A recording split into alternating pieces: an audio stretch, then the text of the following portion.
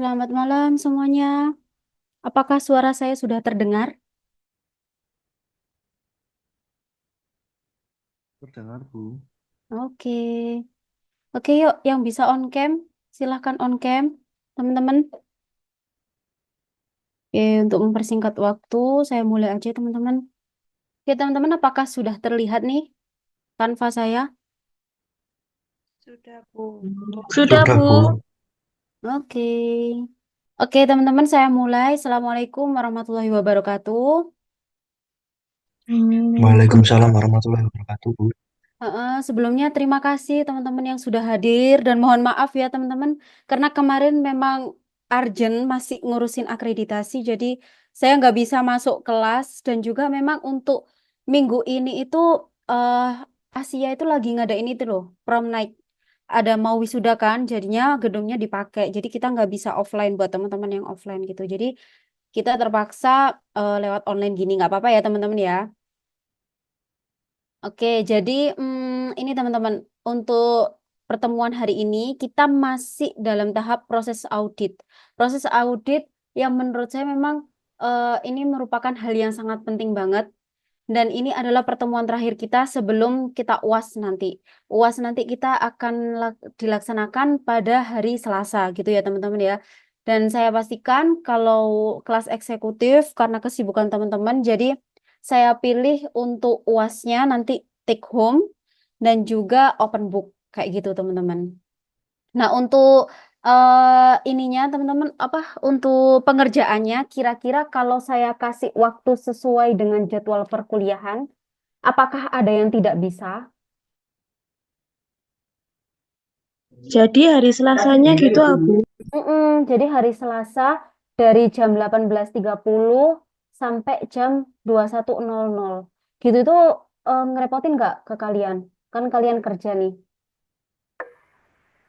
Jadi kita ngerjainnya di kampus, Bu. Enggak di kampus. Jadi nanti soalnya saya uploadnya jam 18.30.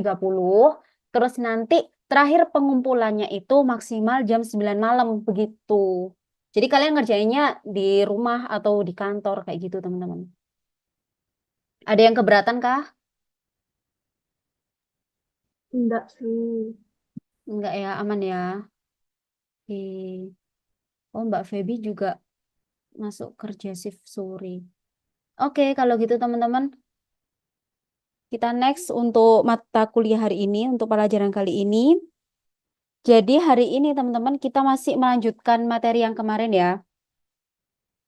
Untuk hari ini kita fokus pada dua pokok bahasan, yaitu yang pertama audit atas pengendalian internal dan juga auditing kecurangan. Kayak gitu. Nah, kita masuk ke bagian pertama dulu, terkait dengan audit atas pengendalian internal. Seperti itu. Nah, kemarin teman-teman kalau masih ingat, kita kan sempat juga membahas dari proses perencanaan audit mulai dari menerima klien dan melakukan perencanaan audit awal hingga sampai menetapkan materialitas dan menilai resiko audit. Dan kegiatan terakhir, teman-teman saya kasih tugas untuk mencari jurnal dan sudah dikerjakan oleh teman-teman juga. Tadi saya terakhir melihat bahwa Mas Bintang belum ngumpulin. Apa benar ya, Mas ya? Mas Bintang sama siapa ya tadi ya belum ngumpulin gitu. Nanti coba saya cek lagi. Sudah, Bu. Oh sudah tah. Oke, habis ini tak cek ya. Jadi nanti Iya. teman-teman saya kasih kesempatan sampai hari Minggu. Nanti saya cek untuk 3 tugas yang sudah kalian kerjakan. Siapa yang belum mengerjakan dan siapa yang belum mengumpulkan. Nanti saya kasih kesempatan sampai hari Minggu besok. Kayak gitu. Nah nanti saya list lah. Saya lihat dulu siapa yang sudah mengumpulkan dan siapa yang belum mengumpulkan. Kayak gitu. Oke, lanjut.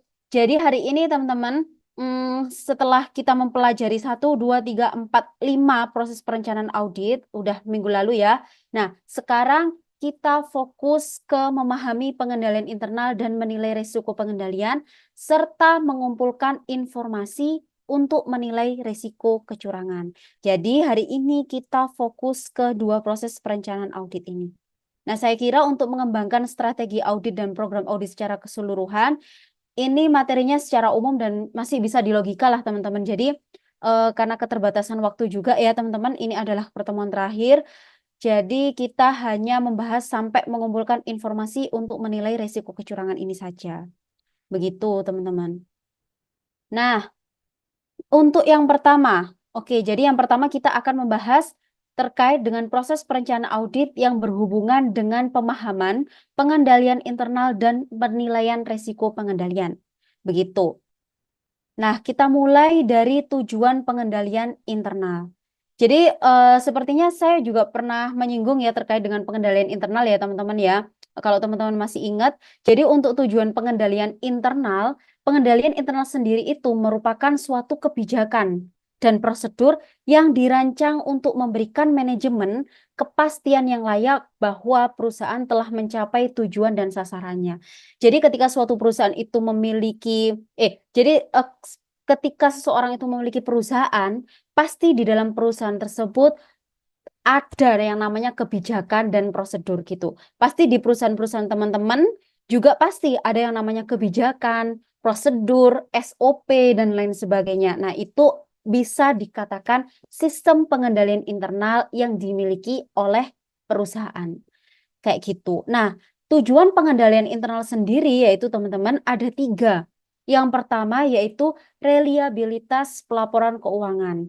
Jadi sistem pengendalian ini diciptakan agar reliabilitas pelaporan keuangan itu selalu terjaga. Jadi pelaporan keuangan itu maksudnya reliabilitas itu adalah sesuai dengan kenyataan gitu teman-teman. Jadi pelaporan keuangannya itu ketika ada sistem pengendalian internal yang bagus, maka pelaporan keuangan yang dihasilkan juga akan bagus. Begitupun sebaliknya, ketika perusahaan itu tidak memiliki pengendalian internal yang bagus, otomatis pelaporan keuangan, tingkat reliabilitasnya itu juga semakin rendah. Kayak gitu, teman-teman. Terus yang kedua, efisiensi dan efektivitas operasi. Tentu ya teman-teman, seperti yang teman-teman tahu, SOP itu sangat penting. Dan pasti teman-teman kalau bekerja pasti menjalankan yang namanya SOP. Bayangkan kalau nggak ada SOP, pasti udah kalang kabut, nggak ada prosedur dalam melakukan pengerjaan dan lain sebagainya, sehingga tujuan perusahaan itu tidak akan tercapai. Kayak gitu. Terus juga ketentuan pada hukum dan peraturan. Nah, biasanya ketika perusahaan itu menciptakan sebuah kebijakan dan prosedur, itu pasti mengacu pada hukum dan peraturan yang berlaku. Sehingga dengan adanya sistem pengendalian internal, maka ketaatan pada hukum dan peraturan itu akan lebih terjaga. Kayak gitu. Nah, dari slide ini apakah ada yang mau ditanyakan, teman-teman? Masih belum, Bu. Oke. Mbak Cece sisirannya lama kali. Kok belum on cam? Iya, Bu. Oke, nggak apa. Oke, lanjut ya teman-teman kalau nggak ada pertanyaan. Atau nanti kalau ada pertanyaan, teman-teman bisa langsung on mic atau lewat chat, nggak apa-apa. Gitu ya. Nah, ini adalah contoh pengendalian internal. Kalau teman-teman itu mikir, oh sih pengendalian internal itu bentuknya kayak gimana? Terus maksudnya pengendalian internal itu seperti apa? Apakah dia berwujud atau tidak? Kayak gitu ya teman-teman ya. Nah, ini merupakan beberapa contoh pengendalian internal. Jadi, yang pertama yaitu kebijakan dan prosedur. Biasanya itu berbentuk SOP. Seperti yang saya bilang tadi teman-teman. Terus juga kegiatan pemantauan dan evaluasi berkala itu juga termasuk sistem pengendalian internal. Jadi em, pasti ya di perusahaan kalian itu pasti ada nggak sih organisasi-organisasi, bukan organisasi, divisi yang melakukan pemantauan atau biasanya dari manajer kalian sendiri itulah yang melakukan pemantauan dan evaluasi berkala. Dan ketika mereka itu melakukan pemantauan dan evaluasi berkala itu mereka juga punya prosedurnya. Nah, itulah yang namanya pengendalian internal. Seperti itu. Terus juga ada pengendalian teknologi informasi, terutama yang berhubungan dengan sistem akuntansi. Jadi biasanya auditor itu akan menanyakan, dalam melakukan pencatatan siklus akuntansi ini kalian menggunakan aplikasi apa? Kayak gitu. Terus dalam melakukan pemantauan serta evaluasi itu kalian caranya seperti apa? Apakah ada SOP-nya? Terus bagaimana cara kalian melakukannya? Terus apakah ada kendala-kendala tertentu? Kayak gitu teman-teman. Jadi auditor itu harus dedes terkait dengan pengendalian internal. Dedes itu apa ya bahasa Indonesianya itu kayak harus ngejar terus informasi terkait dengan pengendalian internal suatu perusahaan agar auditor itu lebih mendapatkan informasi yang banyak sehingga dapat memutuskan suatu keputusan yang tepat dalam menentukan wajar atau tidaknya suatu perusahaan. Kayak gitu, teman-teman. Terus pengendalian fisik. Nah, contohnya pengendalian internal dalam hal fisik. Nah, maksudnya fisik di sini itu kayak ini, teman, perlengkapan dan juga peralatan. Kalau kalian, aku nggak tahu ya di perusahaan kalian ada nggak ya kayak kode aset, ada nggak? Ada yang itu nggak? Di perusahaannya ada kode aset kayak gitu. Ada yang tahu? Nggak ada yang tahu kah? Biasanya itu kalau di kampus ya teman-teman ya, itu ada meja, itu ada nomornya. Terus kursi ada nomornya, kayak gitu. Nah, itu adalah salah satu cara perusahaan atau entitas dalam mengendalikan fisik mereka. Misalkan, kenapa kok penting diberikan kode fisik kayak gitu ya? Dibutuhkan yang namanya pengendalian fisik karena ketika suatu barang itu diberi kode fisik, teman-teman, kalau ada yang hilang itu pasti ketahuan. Kode fisik yang mana yang hilang dan siapa yang memegang peralatan tersebut. Kayak gitu. Jadi kasarnya tuh ketika ada barang yang hilang itu lebih mudah ke tracer gitu loh. Lebih mudah untuk mengetahui siapa kira-kira oknum-oknum yang menghilangkan. Soalnya kan karena ada kode aset. Kalau nggak ada kode aset pasti akan lebih susah. Kira-kira yang hilang itu peralatan yang mana? Siapa yang memegang selama ini? Itu nggak ada. Jadi kemungkinan adanya kehilangan barang itu akan sangat lebih besar ketika tidak ada pengendalian fisik. Kayak gitu. Terus juga pembagian tugas atau pemisahan tugas dalam hal apapun dalam semua divisi pasti nanti ditanyain. Kira-kira pemisahan tugasnya itu seperti apa? Ini bertanggung jawab bagaimana, struktur organisasinya seperti apa, dan lain sebagainya. Terutama terkait dengan proses pencatatan laporan keuangan. Misalkan siapa yang memegang dokumennya, siapa yang melakukan pencatatan, siapa yang melakukan penjurnalan, siapa yang melakukan pembukuan, dan lain sebagainya. Kayak gitu, itu pasti nanti ditanyain oleh auditor. Terus juga training dan pendidikan. Ini sangat penting sekali untuk dinotis ya oleh seorang auditor. Pasti auditor itu ditanya. Biasanya auditor yang jeli itu tanya kepada perusahaan, apakah karyawan itu sudah mendapatkan training dan juga pendidikan terkait dengan SOP, kebijakan, serta prosedur yang ada di perusahaan tersebut. Karena memang itu sangat penting sekali ya teman-teman ya. Ketika suatu perusahaan itu punya kebijakan, punya prosedur dalam bentuk SOP kayak gitu ya, dan karyawan itu tidak tahu SOP-nya seperti apa, itu kan juga percuma. Jadi memang sangat diperlukan yang namanya training dan pendidikan. Gitu. Nah, tujuan dari pengendalian internal sama seperti yang sebelumnya, yaitu bisa dikatakan bahwa pengendalian internal ini digunakan untuk mengelola resiko, mencegah penyimpangan, dan mendukung pengelolaan operasi perusahaan secara efektif. Gitu. Jadi intinya pengendalian internal itu dibentuk untuk mencapai tujuan perusahaan, gitu, untuk memudahkan suatu perusahaan itu mencapai cita-citanya nanti, mencapai goals-nya nanti, begitu. Nah, dari sini ada yang mau ditanyakan? Ada yang belibet kah penjelasannya, teman-teman? Jelas, Bu. Oke, oke, kalau jelas saya next ya. Nah, terus terkait selanjutnya yaitu terkait dengan tanggung jawab auditor dan manajemen yang berhubungan dengan pengendalian internal. Nah, kita mulai fokus ke manajemen dulu. Jadi, tanggung jawab seorang manajer dalam pengendalian internal sendiri adalah menetapkan dan menyelenggarakan pengendalian internal entitas. Jadi, manajer itu harus memastikan bahwa sistem pengendalian internal yang digunakan itu sudah layak. Dan juga seorang manajer harus memperhatikan keterbatasan inheren. Nah, kemarin sudah kita bahas kan terkait dengan resiko inheren. Jadi resiko inheren itu merupakan resiko yang memang sudah melekat pada perusahaan tersebut dan sangat susah dihilangi karena benar-benar sudah melekat dari awal. Kayak gitu. Nah, bagaimana caranya manajer ini mengelola resiko inherent dalam hal pengendalian internal? Jadi, di sini teman-teman, tanggung jawab seorang manajer itu harus mengelola bagaimana caranya resiko inherent itu tidak mengganggu perusahaan. Kayak gitu. Jadi benar-benar ditekan seminimal mungkin meskipun mereka itu tahu kalau resiko inherent itu memang nggak bisa dihilangkan kayak gitu.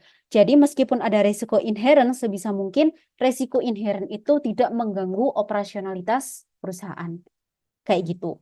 Terus yang ketiga, terkait dengan evaluasi keefektifan pengendalian internal menggunakan kerangka kerja COSO.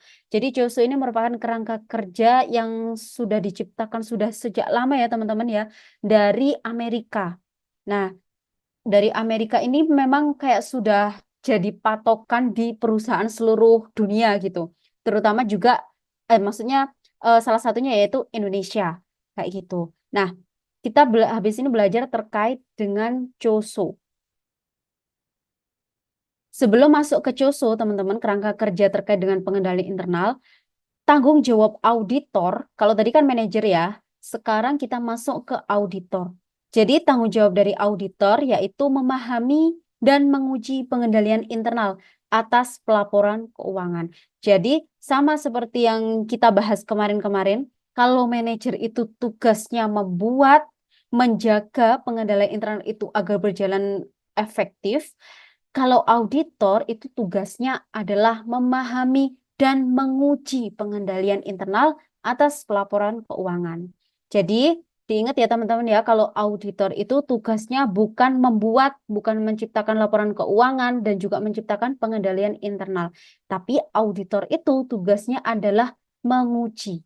Jadi kayak auditor itu kayak asesor gitu loh teman-teman ya. Jadi asesmen menilai apakah pengendalian internal perusahaan itu sudah baik sehingga pelaporan keuangan yang dihasilkan juga akan lebih baik gitu. Begitupun sebaliknya. Kayak gitu. Nah, selanjutnya adalah komponen pengendalian internal. Bisa dikatakan dengan COSO. Biasanya kalau orang-orang itu ngomongnya COSO.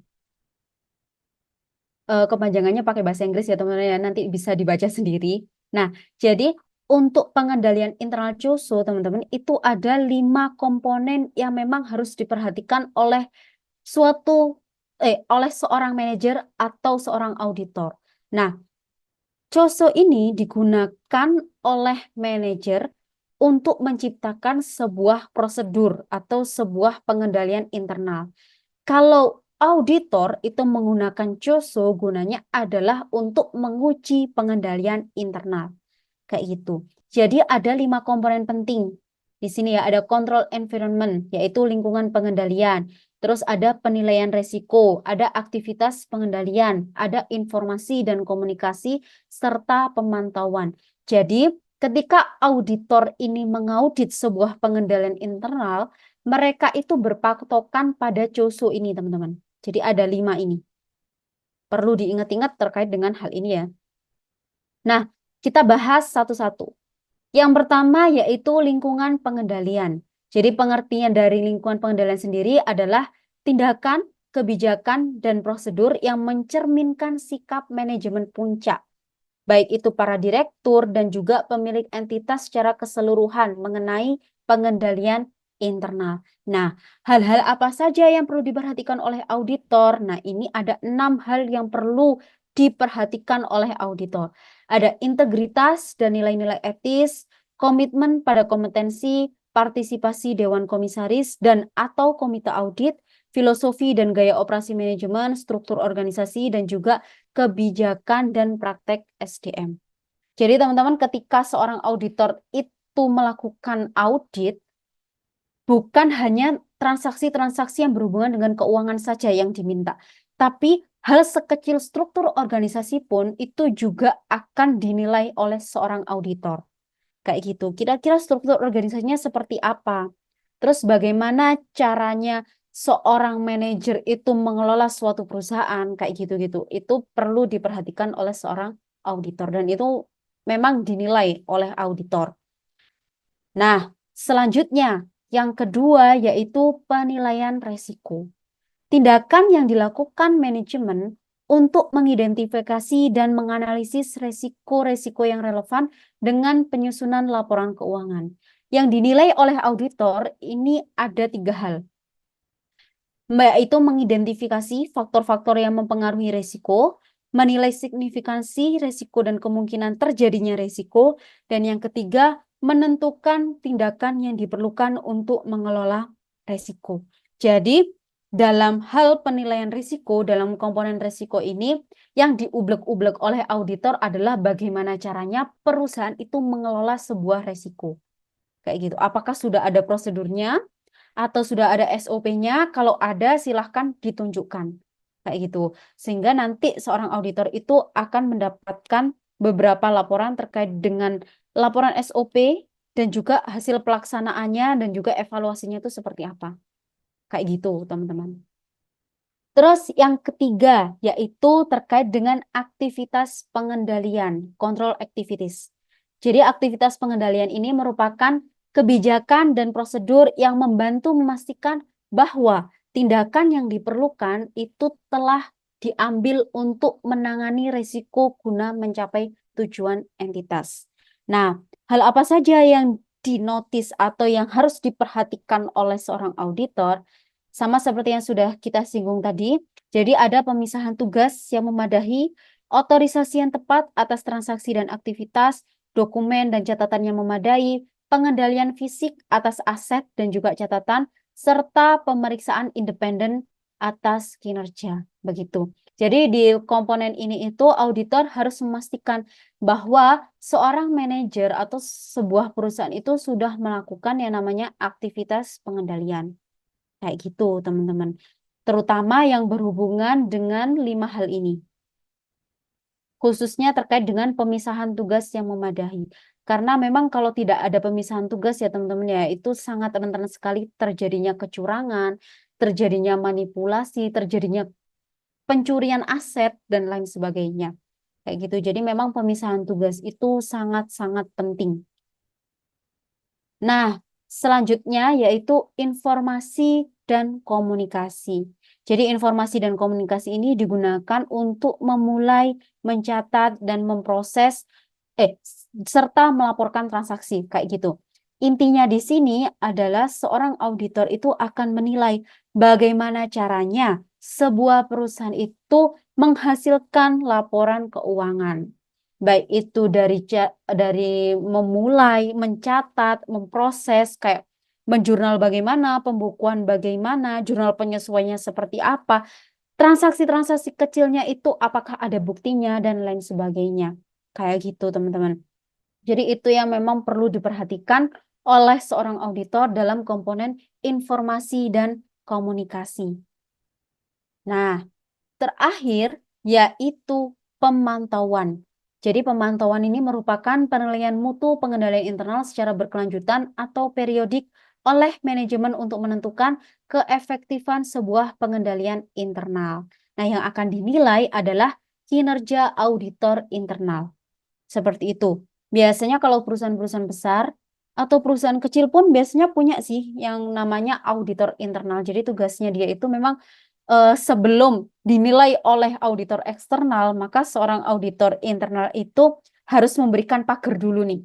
Jangan sampai perusahaan ini melakukan kecurangan dan yang menemukan kecurangan tersebut adalah auditor eksternal. Karena nanti masalahnya akan panjang banget.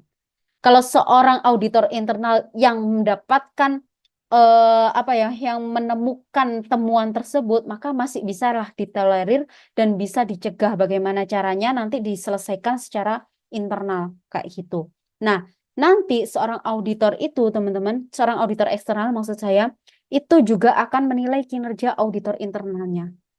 Jika nanti penilaian dari seorang auditor eksternal kepada auditor internalnya itu dapat dikatakan bagus ya teman-teman ya. Nah, itu akan menguntungkan seorang auditor eksternal. Jadi nanti auditor eksternal itu akan menggali informasi lebih dalam melalui auditor internalnya. Kayak gitu. Nah, namun ketika seorang auditor internalnya itu tidak bekerja dengan baik dan penilaian dari auditor eksternalnya itu bahwa auditor internalnya itu tidak bisa dipercaya, maka otomatis seorang auditor eksternal itu istilahnya kayak bekerja mulai nol gitu. Kayak gitu. Nah, dari sini apakah ada pertanyaan teman-teman dari kelima komponen ini? Ada yang mau ditanyakan? Bisa dilogika lah ya. Oke, oke, oke. Nah, saya lanjut teman-teman. Nah, ini adalah gambaran umum ya terkait dengan 5 komponen tersebut. Jadi ini ada payung yang memayungi adalah lingkungan, pengendalian lingkungan. Nah, bisa dikatakan teman-teman bahwa dari kelima komponen tersebut, lingkungan pengendalianlah yang paling penting. Jadi komponen yang pertama adalah yang paling penting. Ketika komponen yang pertama itu tidak berjalan dengan baik, maka komponen-komponen selanjutnya itu juga tidak akan berjalan dengan baik. Begitupun sebaliknya, ketika lingkungan pengendaliannya itu oke, maksudnya lingkungan pengendalian itu biasanya contohnya itu kayak bagaimana lingkungan kerjanya, apakah dia itu memang memang apa ya, biasanya itu kan ada lingkungan perusahaan itu yang membiasakan adanya kecurangan kayak gitu kan. Ada juga lingkungan pengendalian itu yang benar-benar dia itu tegas terhadap kecurangan. Ada kecurangan sedikit pun langsung ditindak tegas kayak gitu. Itulah yang namanya lingkungan pengendalian teman-teman ya. Kalau lingkungannya itu sudah bagus, maka otomatis komponen-komponen yang lainnya akan mengikuti. Kalau lingkungannya pun lingkungan kerjanya tidak bagus, maka komponen-komponen lainnya juga acak kadut kayak gitu. Jadi kunci utama adalah lingkungan pengendalian. Gitu ya teman-teman ya. Yang lain itu pasti akan mengikuti bagaimana kondisi lingkungan kerja atau lingkungan pengendalian suatu perusahaan. Seperti itu. Nah, selanjutnya adalah ini proses untuk menilai sebuah pengendalian internal ya teman-teman ya. Jadi ini ada beberapa langkah-langkah. Yang pertama yaitu memperoleh dan mendokumentasikan pemahaman tentang pengendalian internal, rancangan dan operasi. Nah, jadi langkah pertama yang harus dilakukan oleh auditor yaitu memperoleh dan mendokumentasikan. Maksudnya mendokumentasikan di sini itu bukan hanya sekedar foto ya teman-teman ya, tapi bagaimana caranya seorang auditor itu mendapatkan file baik itu dalam berbentuk kertas atau dalam bentuk softfile ya teman-teman ya, yaitu terkait dengan SOP, flowchart atau kuesioner pengendalian internal yang dimiliki oleh perusahaan. Kayak gitu. Nah, setelah dia itu sudah mendapatkan file, sudah mendapatkan bukti ya, ini bisa dikatakan dengan bukti pengendalian internal, maka langkah kedua yaitu auditor harus melakukan penilaian resiko pengendalian. Caranya adalah melakukan walkthrough atau proses pembuatan dokumen sampai dengan sistem informasi. Jadi di sini seorang auditor akan menilai dengan cara melakukan wawancara kepada seorang manajer dan juga langsung turun langsung bagaimana proses pembuatan dokumen hingga sistem informasi tersebut tercipta. Kayak gitu. Jadi di sini di tahap kedua ini seorang auditor sudah mulai menilai. Terus tahap ketiga yaitu merancang, melaksanakan, dan mengevaluasi pengujian pengendalian. Nah, dengan cara apa? Yaitu mengajukan pertanyaan kepada klien, terus memeriksa dokumen, memahami aktivitas pengendalian, serta melaksanakan kembali prosedur klien. Jadi, kenapa kok harus dilakukan pelaksanaan kembali terkait dengan prosedur yang ditetapkan oleh sebuah perusahaan gitu ya teman-teman ya? Karena sebenarnya seorang auditor itu kan sudah melakukan wawancara kepada seorang manajer. Nanti seorang auditor itu akan menanyakan bagaimana SOP-nya, bagaimana cara menjalankannya, apakah tiap tahun ada evaluasi terkait dengan pelaksanaan SOP kayak gitu. Tapi seorang auditor, ingat ya, seorang auditor itu harus memiliki sikap skeptis. Jadi dia harus berpikir bahwa apa yang diucapkan oleh seorang manajer itu belum tentu benar. Kayak gitu. Maka dari itu, seorang auditor harus turun langsung, harus melihat bagaimana proses pelaksanaan sebuah prosedur di perusahaan tersebut, gitu. Jadi nggak segampang itu seorang auditor mempercayai pernyataan dari seorang manajer. Jadi dia harus turun tangan langsung, dia harus melihat secara langsung dan akan menilainya, gitu. Terus yang terakhir yaitu memutuskan resiko deteksi yang direncanakan dan termasuk pengujian substantif. Jadi di sini auditor akan menggunakan penilaian resiko dan hasil pengujian pengendalian untuk memutuskan kira-kira resiko deteksi dari pengendalian internal itu akan mempengaruhi pelaporan keuangan nantinya atau enggak. Kayak gitu. Jadi di sini seorang auditor itu sudah mulai menentukan apakah pengendalian internal sebuah perusahaan itu sudah baik atau belum. Kalau belum baik berarti ada kemungkinan bahwa tingkat resiko kesalahan dalam pencatatan laporan keuangan itu juga akan lebih tinggi. Begitupun sebaliknya. Seperti itu, teman-teman. Nah, dari sini, dari bagian pertama, ada yang mau ditanyakan? Belum, Bu. Oke. Sebenarnya kalau Bu, online gini nggak enak ya. Oh, gimana Mas Bintang? kalau untuk flow chart itu sederhananya seperti apa ya? Nah, flowchart. Flowchart itu gini. Kalau di Mas Bintang di perusahaan itu ada SOP nggak, Mas? Ada, Ada ya? ada. Pernah baca SOP-nya? Em, nggak pernah sih, cuman kadang kan waktu kita bekerja dulu waktu Mm-mm. training juga itu kan ditunjukkan SOP-nya gimana ya? Ah. Nah, Ya, biasanya itu Mas Bintang SOP itu apa sih file SOP ya? Bisa dikatakan sebuah file, satu file SOP. Dalam satu file SOP itu ada keterangan terkait dengan bagaimana cara melaksanakan pekerjaan kalian gitu ya. Nah, di bawah SOP biasanya itu diikuti oleh flowchart. Flowchart itu kayak gini, Mas. Nah, kayak ini loh, apa sih bagan-bagan kayak gitu. Jadi misalkan bagaimana SOP-nya yang pertama, misalkan kalau di akuntansi ya, yang pertama harus mencatat transaksi gitu. Yang kedua harus menjurnal. Setelah menjurnal berarti kita harus melakukan pembukuan dalam bentuk buku besar. Terus langkah yang ketiga kayak gitu-gitu. Jadi flowchart itu adalah kayak bagan gambaran agar SOP tersebut lebih mudah dipahami. Kayak gitu. Paham ya Mas Bintang? Pernah lihat nggak?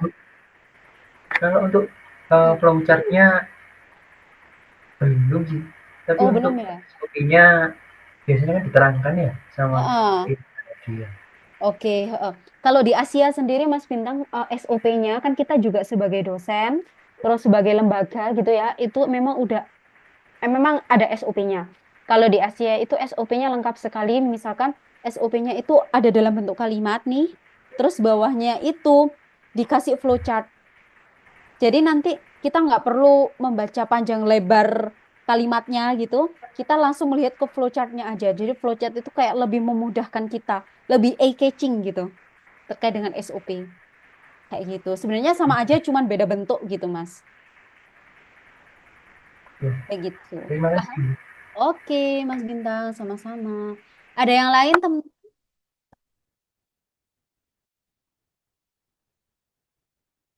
Oke, sudah ya. Saya kira sudah. Kalau ada yang nggak ada yang tanya, saya lanjut ke bagian 2. Nah, bagian 2 ini kita belajar terkait dengan auditing kecurangan. Jadi kita fokus terkait dengan bagaimana sih, kenapa sih seorang seorang atau seorang manajer, seorang CEO, seorang pegawai itu melakukan kecurangan. Kayak gitu. Nah, teman-teman di dunia ini ya, maksudnya dalam lingkup perusahaan, dalam lingkup entitas, itu ada 3 jenis kecurangan yang paling sering terjadi. Yang pertama yaitu manipulasi laporan keuangan. Yang kedua yaitu pencurian aset dan yang ketiga ada korupsi. Nah, dari ketiga ini adakah yang punya pengalaman di perusahaan kalian pernah ada kasus dari ketiga ini? Mas Imam biasanya ada atau yang lain teman-teman? Apa Ada, perusahaan Bu. kalian bersih-bersih aja? Ah, siapa itu? Oh, Mas Anjas, gimana Mas? Boleh diceritakan? Pernah itu ada pencurian aset sama korupsi, Bu, setahu saya. Oh. Kalau pencurian aset nanti itu pencurian aset apa itu, Mas? Kalau boleh tahu. Itu kalau pencurian aset itu kalau di perusahaan saya ngambil uang sih, Bu. Oh, ngambil uang. Oke. Terus apa yang dilakukan oleh perusahaan? Apakah dia memecat atau masih memberikan kesempatan kepada pegawai tersebut? Iya, langsung dipecat, Bu. Diberikan penalti nggak Mas? Kayak harus harus harus mengembalikan uang atau bagaimana gitu? Itu beri syarat kalau misalnya bisa mengembalikan ya tidak dipenjara, kalau tidak bisa kembalikan ya dipenjara. Wow, oke oke. Oke, kalau korupsi Mas, apakah sampai ke media sosial? Kalau korupsi tidak sampai, Bu. Nggak Mesti sampai. banyak banyak ditutupinya ya. Oh gitu. Masih banyak perusahaan kayak gitu ya. Masih, Bu. Oke oke. Oke, thank you Mas Anjas. Ada yang lain teman-teman? Kayaknya di perusahaan banyak sih yang melakukan pencurian aset, apalagi maksudnya meskipun kecil-kecil. Cuma Mas Anjas saja ini. Perusahaan yang lain ini bersih Ada, sekali dari Bu. kecurangan. Oke, Mbak Ari, gimana Mbak Ari? Itu ya pencurian aset. Dia Hmm. tuh ngambil uang kas sampai Oh. berjuta-juta buat Oh. keperluan pribadinya. Terus terus terus. Ya itu ketawanya pas kayak apa compare modal kayak gitu akhir bulan itu Hmm. ketawanya kok nggak balance gitu. Terus Hmm. diselidiki transaksinya ternyata dia pakai buat keperluan pribadinya sampai totalnya itu berjuta-juta. Terus Wah, kan dikasih pilihan ya itu sama sih dikeluarkan juga. Cuma dikasih pilihan apa mau mengembalikan atau enggak. Kalau enggak ya di jalur hukum, kalau mau mengembalikan ya dikembalikan. Itu sampai apa itu oh. sepeda motornya itu disita juga soalnya dia Oh, juga berarti hampir sama ya sih. perlakuannya dengan punyanya Mas Anjas ya Mbak ya? Iya, tapi ini Dikasih pilihan. kalau Gimana? Mas Anjas itu nominalnya lebih besar dari yang di perusahaanku apa enggak ya? Soalnya kalau aku sih sampai belasan juta. Wow, oke. Kalau Mas Anjas tadi berapa Mas? Tahu nggak Mas? Setahu saya kemarin sampai di atas 1 miliar, Bu. Wah, Nah, malah malah lebih wah, banyak Mas Anjas. malah lebih parah ya itu Iya. ya. Oke, oke, oke. Pada akhirnya itu nggak yang pegawai kalian itu masuk jalur hukum nggak? Mas Anjas dan Enggak Mbak Ari. sih, Oh, enggak. kalau Mbak Ari nggak bisa mengembalikan dia. Iya, tapi itu apa sampai ada yang disita juga barangnya. Kalau Mas Anjas gimana Mas? 1 miliar gede banget itu. Gimana cara Iya, kembaliinnya ya? Bisa, Bu. Itu sampai Oh, sampai uangnya nggak kembali semua itu, Bu. oh uangnya nggak kembali. Berarti dia ini di penjara pada akhirnya. Iya, di penjara. Oke. Kalau Mbak Ari tadi nggak ya? enggak sampai sih. Oke, oke. Oke, terima kasih Mbak Anjas. Mbak Anjas. Mbak Ari dan Mas Anjas. Oke, oke, sorry, sorry. Oke. Nah, memang ya teman-teman ya, kalau di perusahaan-perusahaan itu kebanyakan itu pencurian aset. Wah, ini wes kayak meskipun ada pegawai yang apa ya bahasa Indonesianya itu yang ngambil uang 50.000 aja, itu tuh sudah dikatakan pencurian aset. Terus melakukan pencurian laptop itu pun juga biasanya sering sekali sih di perusahaan-perusahaan baik itu perusahaan kecil ataupun perusahaan besar. Kayak gitu. Jadi memang ini adalah top 3-nya kecurangan di dunia. Dan juga di Indonesia pun ini adalah 3 jenis kecurangan yang sering terjadi. Tadi terbukti ya di perusahaannya Mas Anjas dan juga Mbak Ari itu pernah terjadi pencurian aset bahkan korupsi juga. Kayak gitu. Nah, kalau untuk manipulasi laporan keuangan itu biasanya dilakukan oleh perusahaan go public.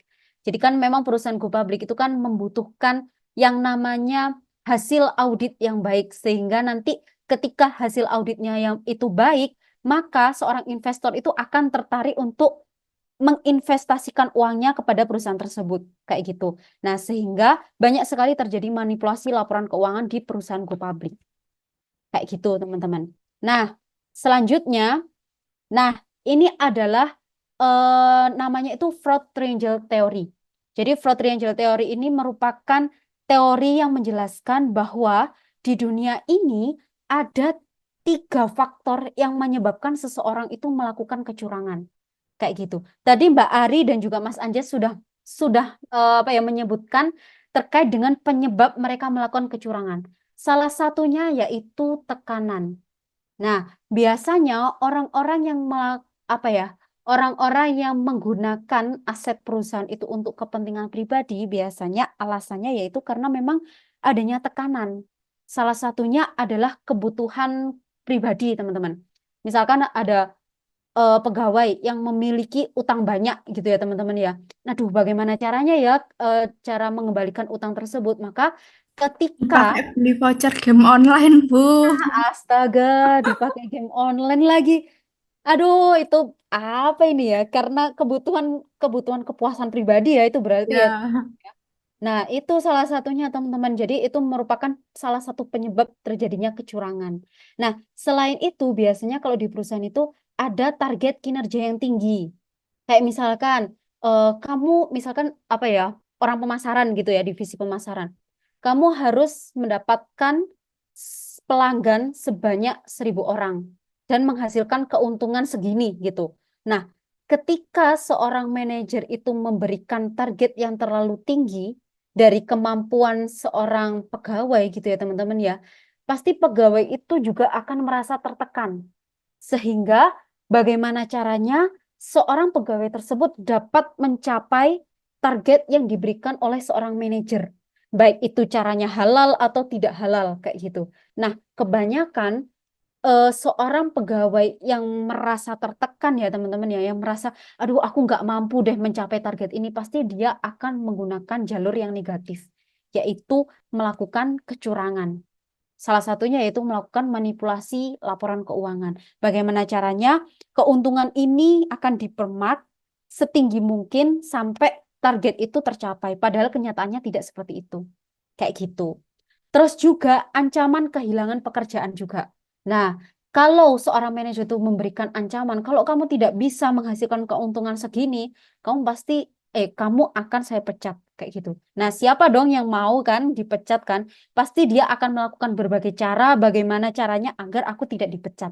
Nah, itu adalah faktor tekanan. Terus yang paling penting adalah kebutuhan pribadi. Salah satunya contohnya kayak dipakai voucher game online kayak gitu ya, itu merupakan salah satu kebutuhan pribadi yang memang itu dia mau nggak mau harus memenuhi, maksudnya itu memenuhi kepuasan pribadi atau memang kebutuhan uang kayak gitu. Biasanya orang-orang yang misalkan banyak utang, terus main judi online itu akan berpeluang besar dalam melakukan kecurangan. Gitu teman-teman. Ada contoh lain terkait dengan tekanan teman-teman? Ada yang bisa memberikan contoh? Ada pengalaman nggak? Apa jangan-jangan di antara kalian pernah melakukan kecurangan? Ya. Ada yang pernah mencuri uang orang tua? Ada yang Nggak pernah pernah, nggak? Bu. Nggak pernah. Benar, Mbak Cece. Beneran, Bu, nggak pernah. Pas SD? SD kan beda sama sekarang, Bu. Loh, kalau kalau waktu SD pernah pernah mencuri nggak? Pernah mencuri uang orang Nggak tua nggak? pernah, Bu. Benar. Nggak pernah, Bu. Oke, oke. Oke, oke. Nah, sebenarnya terkait dengan 3 faktor ini ya teman-teman ya, itu tidak harus kecurangan dalam lingkup perusahaan. Ini biasanya juga terjadi di kehidupan sehari-hari gitu teman-teman. Contohnya aja kalau anak kecil ya, biasanya itu kan nggak boleh jajan banyak-banyak oleh orang tuanya gitu. Nah, tapi anak kecil ini melihat temannya itu jajan banyak sekali. Terus itu ada salah satu jajan yang dia pingini, tapi dia nggak mendapatkan uang dari orang tua. Nah, itu kan termasuk tekanan ya, tekanan batin gitu, nggak bisa membeli jajan kayak gitu ya. Otomatis karena tekanan keinginan itu, akhirnya biasanya anak kecil itu buka dompet, terus ngambil, meskipun itu 1.000, itu sudah dikatakan pencurian aset atau kecurangan kayak gitu teman-teman. Jadi di kehidupan nyata pun fraud triangle itu juga masih berlaku kayak gitu. Terus faktor yang kedua yaitu kesempatan. Jadi kesempatan itu muncul ketika pengawasan internal itu lemah, teman-teman. Misalkan nggak ada yang namanya auditor internal di suatu perusahaan. Itu akan membuka kesempatan bagi orang-orang yang sudah memiliki niat melakukan kecurangan dan melakukan pencurian, itu akan lebih leluasa dalam melakukan tujuannya itu. Kayak gitu. Berbeda ketika ada seseorang yang memang itu punya pikiran yang jahat, aku bisa nih mencuri uang itu gitu ya. Nah, tapi ketika perusahaan itu punya yang namanya pengawasan yang kuat, maka otomatis tidak ada kesempatan yang digunakan oleh orang tersebut. Kayak gitu. Jadi kesempatan itu juga sangat berpengaruh terhadap adanya kecurangan di dalam suatu perusahaan. Kayak gitu, teman-teman. Nah, biasanya juga kalau kalian kemarin itu sudah melihat ya beberapa kasus, biasanya itu kan yang melakukan kecurangan atau yang terlibat korupsi atau manipulasi laporan keuangan itu kan kebanyakan adalah manajer puncak. Jadi ada seorang manajer, ada CEO, direktur kayak gitu ya.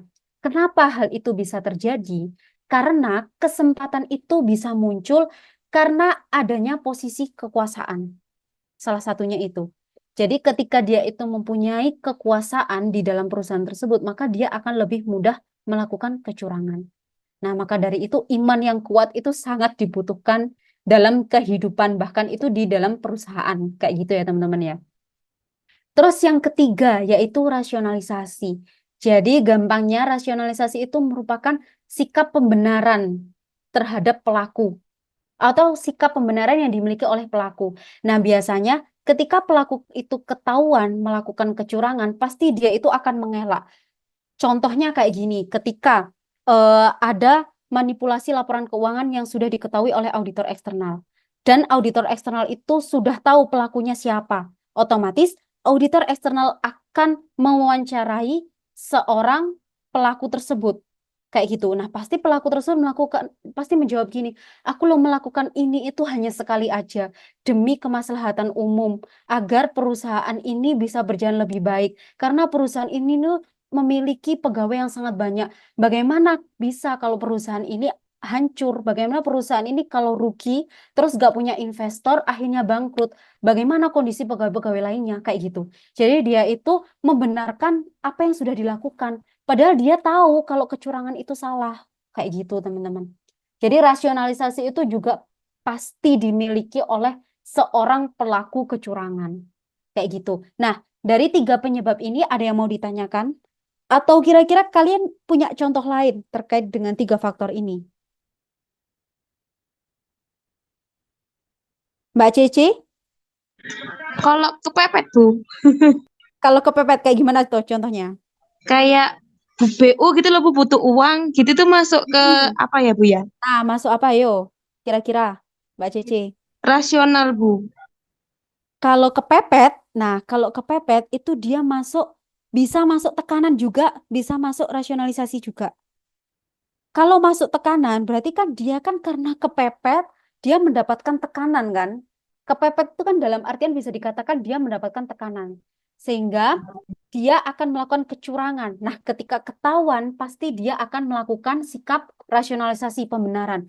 Kan aku kepepet, gini-gini. Gimana kalau misalkan aku nggak mendapatkan uang itu? Pasti ada hal yang lebih buruk terjadi. Kayak gitu.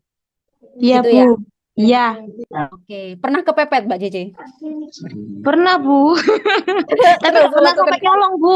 Belum pernah. Oke. Nggak sampai, Bu, malan. Nggak Oh, boleh. nggak sampai. Oh ya, nggak boleh. Bener ya. Iman harus kuat ya. Iya, Bu. Oke, jadi memang 3 faktor ini itu sangat berkesinambungan, teman-teman. Jadi kalau ada tekanan, pasti ada kesempatan dan juga rasionalisasi. Begitupun sebaliknya. Rasionalisasi itu juga muncul karena ada tekanan dan kesempatan. Kesempatan itu juga muncul karena adanya tekanan dan rasionalisasi. Dia itu nyambung. Makanya dikasih apa ya bentuk segitiga dan dia garisnya itu nggak putus-putus. Karena memang dia berkesinambungan. Kesempatan, tekanan, dan juga rasionalisasi. Ini 3 hal faktor yang memang dia itu adalah faktor yang menyebabkan terjadinya kecurangan oleh seorang individu. Faktor yang mendorong terjadinya kecurangan kayak gitu, teman-teman. Oke, dari sini paham? Ada yang mau ditanyakan? Paham, Bu. Oke, paham ya.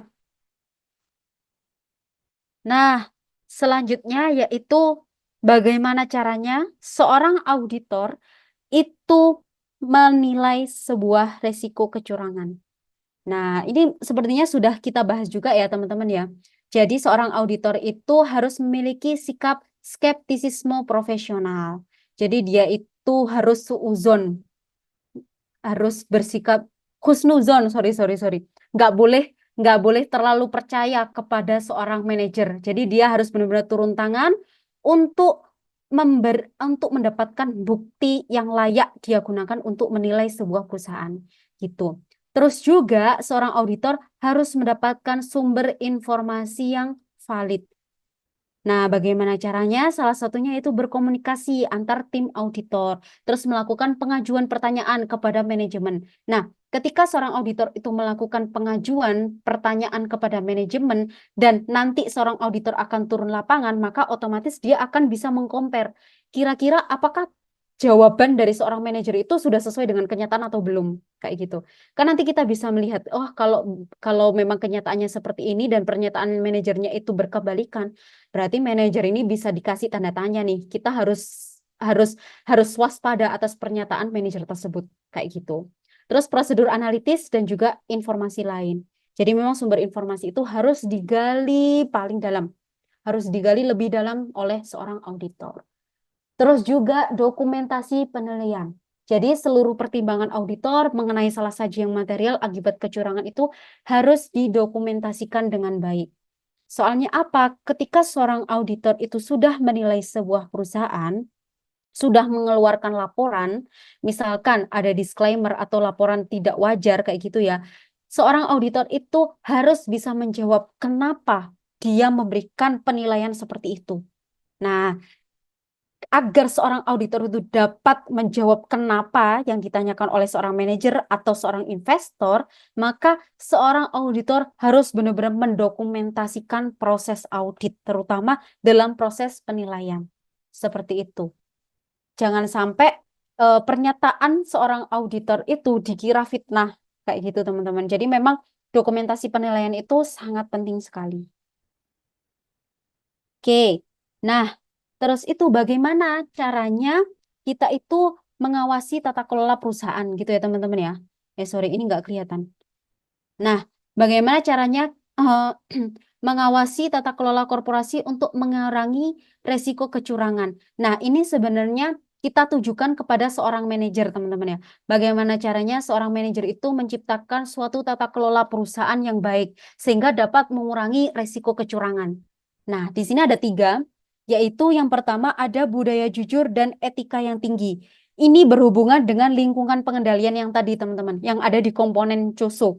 Komponen pertama dan komponen yang paling penting, yaitu menciptakan sebuah lingkungan pengendalian yang baik. Salah satunya yaitu menciptakan budaya jujur dan etika yang tinggi. Nah, bayangkan kalau perusahaan kalian itu tidak memiliki budaya jujur dan juga etika yang tinggi, pasti saya yakin, saya jamin pasti banyak terjadi kecurangan. Dan itu sudah menjadi hal yang wajar. Misalkan pencurian uang, pencurian komputer, pencurian laptop, kayak gitu-gitu ya, itu sudah merupakan hal yang biasa dan tidak akan ditindaklanjuti ketika budaya jujur dan etika yang dimiliki oleh perusahaan itu rendah. Kayak gitu, teman-teman. Terus yang kedua yaitu evaluasi resiko kecurangan. Jadi seorang manajer itu harus melakukan evaluasi resiko kecurangan. Bagaimana caranya? Yaitu dengan cara mengidentifikasi dan mengukur resiko kecurangan, mengurangi resiko kecurangan dengan cara-cara tertentu. Terus yang ketiga yaitu memantau program dan pengendalian pencegahan kecurangan. Kayak gitu. Jadi seorang manajer itu harus apa ya? Harus menciptakan sebuah prosedur yang berkaitan dengan pengendalian resiko. Bagaimana caranya sebuah resiko itu tidak sampai mengganggu efektivitas operasional perusahaan. Termasuk resiko inherent, yaitu resiko yang melekat pada perusahaan. Dan memang resiko itu nggak bisa dihilangkan sampai kapanpun, sehingga manajer itu juga mau nggak mau harus menekan, bukan menghilangkan. Kayak gitu, teman-teman. Terus yang ketiga yaitu pengawasan oleh komite audit. Nah, komite audit itu juga berperan sangat-sangat penting, teman-teman. Jadi dia itu bertugas untuk mengawasi pelaporan keuangan serta proses pengendalian internal organisasi.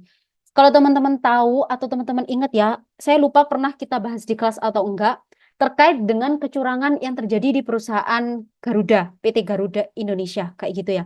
Nah, PT Garuda itu kan dia terbukti melakukan manipulasi laporan keuangan sampai di-up ke media sosial. Nah, kenapa kok bisa manipulasi laporan keuangan itu terbukti ya teman-teman ya, terbukti? atau ketahuan gitu ya, salah satunya ada pengawasan yang dilakukan oleh komite audit. Jadi ada campur tangan komite audit yang menemukan adanya manipulasi laporan keuangan dan adanya kong kali kong antara KAP dan perusahaan adalah komite audit yang Khairul Tanjung. Oh, ingat saya pernah menceritakan kepada kelas ini kayaknya terkait dengan Khairul Tanjung kayak gitu ya teman-teman ya. Jadi memang komite audit itu perannya itu sangat bagus sekali, maksudnya sangat penting dimiliki oleh perusahaan. Jadi memang komite audit itu setara dengan dewan komisaris. Dia itu berada di luar perusahaan. Misalkan ini perusahaan, ini adalah dewan komisaris dan komite audit. Dia itu yang mengawasi perusahaan tersebut. Kayak gitu. Dia itu bukan termasuk pegawai internal perusahaan, tapi dia ada di luar yang melakukan pengawasan tersebut. Dan itu sangat-sangat membantu ketika seoknum KAP dan juga auditor itu kong kali kong dengan perusahaan. Maka yang akan bisa menilai atau yang akan bisa mendeteksi itu ya teman-teman, itu adalah komite audit. Jadi dia itu di atas segalanya. Di atas seorang direktur, di atas seorang CEO. Kayak gitu. Nah, sebelum lanjut, apakah ada pertanyaan dari sini teman-teman? Belum, Bu. Oke, aman ya. Aman. Yuk.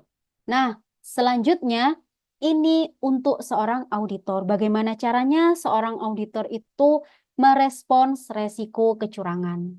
Nah, ada 3, yaitu mengubah pelaksanaan audit secara keseluruhan. Nah, biasanya ketika seorang auditor itu menemukan bahwa ini ada indikasi nih adanya resiko kecurangan gitu ya. Seorang auditor otomatis akan langsung mengganti prosedur audit yang lebih ketat lagi. Kayak gitu. Terus yang kedua yaitu merancang dan melaksanakan prosedur untuk menangani pengabaian pengendalian oleh manajemen. Biasanya ini seorang auditor akan menambah prosedur tambahan terkait dengan penilaian terhadap pengendalian oleh manajemen. Jadi pengendaliannya itu akan lebih dinilai lebih detail seperti itu. Auditor itu akan mendalami informasi sedalam-dalam mungkin sehingga menemukan apakah ada kecurangan yang terjadi atau tidak gitu. Baik itu human error ataupun kecurangan yang memang literally benar-benar disengaja dilakukan oleh seorang manajer ataupun pegawai yang ada di perusahaan. Kayak gitu. Terus yang ketiga yaitu merancang dan prosedur audit untuk menangani risiko kecurangan. Nah, ini tadi berhubungan dengan mengubah pelaksanaan audit secara keseluruhan ya teman-teman ya.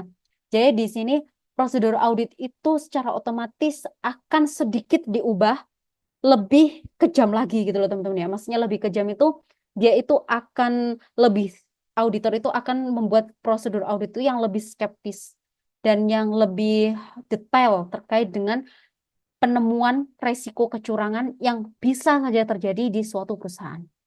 Kayak gitu. Nah, terus teman-teman, ini adalah bidang-bidang resiko kecurangan. Jadi menurut buku Arens ya teman-teman ya, yang sudah saya beritahukan di awal pertemuan, jadi ada 4 akun yang memang ini adalah momok sebuah perusahaan dan paling sering dibuat oleh oknum untuk melakukan manipulasi laporan keuangan atau kecurangan atau korupsi gitu ya teman-teman ya.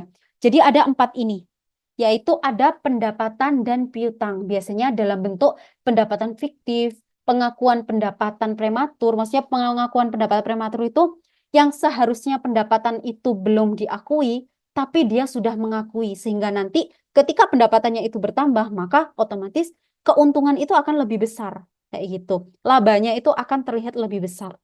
Kayak gitu. Terus itu ada manipulasi atas penyesuaian pendapatan. Biasanya pendapatan dan piutang usaha itu dilakukan kecurangan atau dilakukan manipulasi itu gunanya untuk menciptakan sebuah laba yang meningkat atau penggelembungan laba kayak gitu. Terus persediaan, salah satunya yang paling sering terjadi adanya kecurangan atau human error. Jadi penyalahgunaan dalam siklus akuisisi dan pembayaran dan juga manipulasi utang usaha.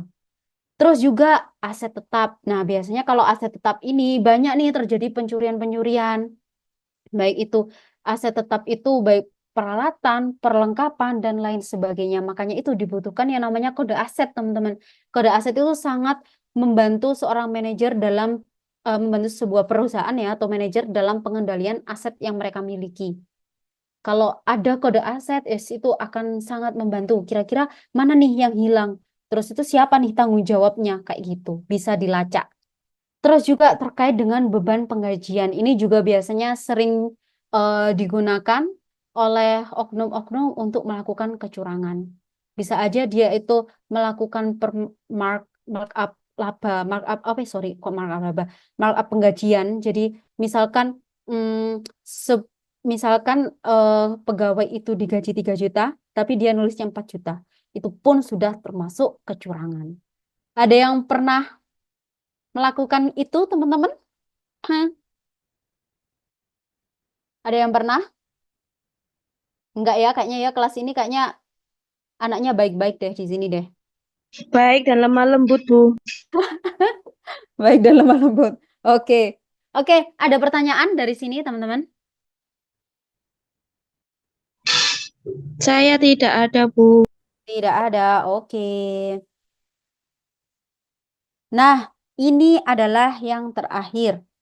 Tanggung jawab bila dicurigai ada kecurangan. Jadi bagaimana tanggung jawab seorang auditor ketika seorang auditor itu curiga adanya kecurangan yang terjadi di perusahaan. Kayak gitu.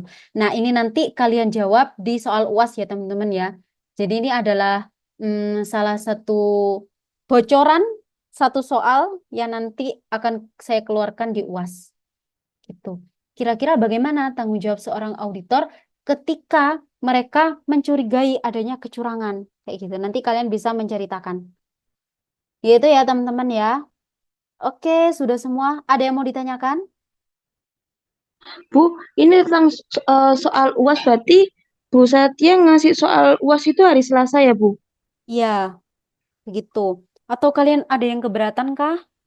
Atau Saya sekarang aja, Bu? oh sekarang aja tah. Iya, Gini, biar gak guys. dadakan gitu loh, Bu, kalau ngumpulin jadi bisa dikoreksi-koreksi lagi. Yuta, siapa yang setuju dengan Mbak Cece?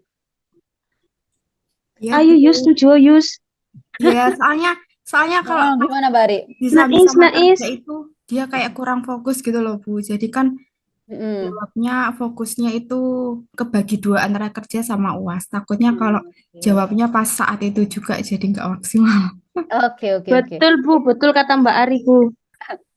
Semua setuju kah? Oh, ada Saya yang nggak setuju setuju sama ini. Kak Cece, Bu. Oh, setuju semua nih. Oke, jadi gini ya teman-teman ya, saya belum finalisasi soal UAS, jujur aja karena memang benar-benar kemarin itu sibuk banget ya teman-teman ya. Jadi nanti kalau teman-teman mintanya begitu, saya kasih Sabtu malam bagaimana teman-teman? Apakah mau? Apakah Mau Bapak aja, Bu. gitu ya? Mau. Soalnya ini besok itu saya juga menghadiri wisuda, siangnya nanti saya usahakan, sorenya nanti saya buat soal, nanti saya kirimkan di Google Classroom gitu ya. Iya, Bu. Dan maksimal pengumpulan ya udah deh, Selasa tetap Selasa pengumpulannya. Ya, Selasa Bu. pukul 9 malam gitu ya. Oke. Iya, Bu. Demi kalian ini loh. Iya, Bu. Terima kasih banyak, Bu. Oke, oke. Bu. Oke, gitu ya. Ada yang mau ditanyakan lagi, teman-teman? Sudahkah? Sudah, Bu. Oke. Kalau begitu ini sebenarnya kan waktunya belum habis ya, teman-teman ya. Tinggal 50 menit, banyak kali nih. Apakah kita akhiri sekarang? Nggak apa-apa kan? Akhirnya nggak apa-apa, Bu. Kok kayak seneng ngono sih Mbak Cici? Bukannya seneng, Bu. Kan sudah selesai, Bu, emangnya, Bu. Nah, oke. Jadi 50 menit terakhir bisa kalian buat belajar ya. Gak ono sing Iya, jawab. Bu. Iya, Habis Bu. ini tidur apa belajar? Kerja lagi, Bu. Oh ya Allah, kerja lagi. Tidur, Mas, Bu. Kerjain tugas itu, Bu. oh ngerjain tugas. Tugas apa kok? Masih ada tugas mau UAS? Banyak itu, Bu, UAS. Kalau Oh, soal UAS itu, UASnya. Bu. Oh, udah UASnya dikasih sudah di ada yang awal ya? dikasih. Oke, ya wes, gak apa-apa. Silakan ngerjain UAS yang lain. Nanti saya kasihnya Sabtu malam ya, atau enggak Minggu pagi ya, paling lambat. Iya, Bu. Ya, Bu. Ya, Oke. Bu. Kalau misalkan belum tak kirim, minta tolong ingatkan di grup ya. Baik, Ya, Bu. Oke, bagianmu sih. Bu. Siap. Tuh, bagiannya sopo ngilingno aku. Bagiannya Cici, Bu. Oke, oke. Siap. Oke, kalau gitu teman-teman, saya tutup ya. Sebelumnya saya terima kasih banyak. Saya senang sekali sudah kenal kalian nih teman-teman. Kalian semester berapa? 5 ya? 3, Bu. Tiga. Oh, Tiga, Bu, masih ada. gitu ya. Semester 3. Semoga kita ketemu lagi ya teman-teman ya sama saya nanti. Ya, saya Amin. Amin. Terus juga saya juga mohon maaf sebesar-besarnya kalau memang saya ada salah kata, salah perlakuan, terus juga ngajarnya belum maksimal, saya minta maaf sebanyak-banyaknya ya teman-teman ya. Oke. Nanti itu teman-teman untuk UAS nanti saya ada kuesioner. Kuesioner itu memang dari Asia sendiri ya teman-teman ya. Baik itu untuk teman-teman RPL, maksudnya teman-teman online maupun teman-teman offline nanti saya minta tolong untuk diisi dan di situ ada kritik dan saran. Nanti teman-teman bisa mengisi di situ. Jujur aja nggak apa-apa teman-teman. Saya bisa melihat siapa aja yang udah mengisi, tapi saya nggak bisa melihat kritik dan saran itu punya siapa gitu. Nilai itu punya siapa nggak bisa lihat. Jadi kalian nggak apa-apa secara bebas nanti bisa menilai saya kayak gitu teman-teman. Gitu ya. Nanti Iya, saya Bu. siapa yang belum mengisi kuesioner nanti nilai UASnya tidak akan saya nilai. Ya Allah. Itu guys, soalnya memang itu diwajibin sih sama Asia sih. Kayaknya nanti setiap dosen, semua dosen kayak gitu juga. Nanti kalian wajib digituin juga. Begitu, Iya, Bu. nanti saya kirim hari Selasa ya. Iya, Bu. Oke, terima kasih teman-teman, terima kasih dan mohon maaf nanti kita ketemu di lain waktu. Saya tutup ya. Iya, Assalamualaikum iya, Bu. warahmatullahi wabarakatuh. Selamat Terima malam. kasih ya, Bu. Oke. Sama-sama. Malam, Bu. Terima kasih, Bu. Baik, Malam, sama-sama. Bu.